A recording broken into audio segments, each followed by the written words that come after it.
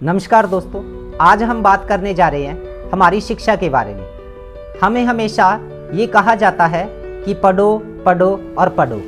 तो क्या वास्तव में वो शिक्षा है कि जिसमें हमें केवल नंबर प्राप्त करने हो सकता है कि आप पढ़कर या दिन रात किताबों में घुसकर नंबर या डिग्री तो प्राप्त कर लो।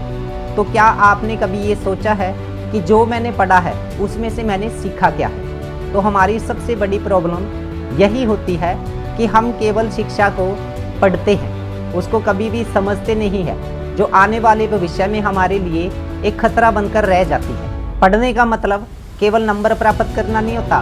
पढ़ने का मतलब होता है कि आपने उसमें से सीखा क्या है, आप सही और गलत में फैसला ले पा रहे हो या नहीं ले पा रहे। पढ़ने का मतलब ये नहीं है कि आपने नंबर प्राप्त कर लिए या डिग्री प्राप्त कर ली। पढ़ने के माध्यम से हो सकता है कि आप अच्छे नंबर प्राप्त कर लो या अच्छी डिग्रियां प्राप्त कर लो, लेकिन ये सोचने वाली बात है कि आपने जो पढ़ा था उसमें से आपने सीखा क्या है। आपकी ज़िंदगी में जो आपने पढ़ा था उसमें से आपकी ज़िंदगी में क्या परिवर्तन आया है। असली पढ़ाई इसी को बोला जाता है जिसके माध्यम से हम ये समझ सके कि हमारी ज़िंदगी में परिवर्तन क्या हुआ है। वास्तविक पढ़ाई उसे ही बोला जाता है। बहुत सारे लोग ये बात भी कहते हैं कि दुनिया में बहुत से ऐसे लोग हैं जो बहुत पढ़े लिखे हैं, फिर भी वो अपनी ज़िंदगी में कामयाब नहीं हुए। तो मैं ये तो नहीं कहूँगा कि उन्होंने मेहनत नहीं की होगी, मेहनत तो की होगी, लेकिन वास्तव में असली ज़िंदगी में उन्होंने सीखा नहीं होगा। क्योंकि सीखने के साथ साथ, पढ़ाई के साथ साथ हमें अपनी स्किल और अपने जो काम के ऊपर भी ध्यान देना पड़ेगा। पढ़ाई के साथ साथ हमें अपनी स्किल डेवलप करनी चाहिए, जिसके माध्यम से अगर हम कल को नौकरी नहीं भी लगती तो हम अपना खुद का जो कैरियर है उसको शुरू कर सके और अपनी ज़िंदगी में कामयाब हो सके। तो असली पढ़ाई का मतलब केवल नंबर प्राप्त करना नहीं होता। असली पढ़ाई का मतलब होता है कि आप उसमें से सीख क्या रहे हो।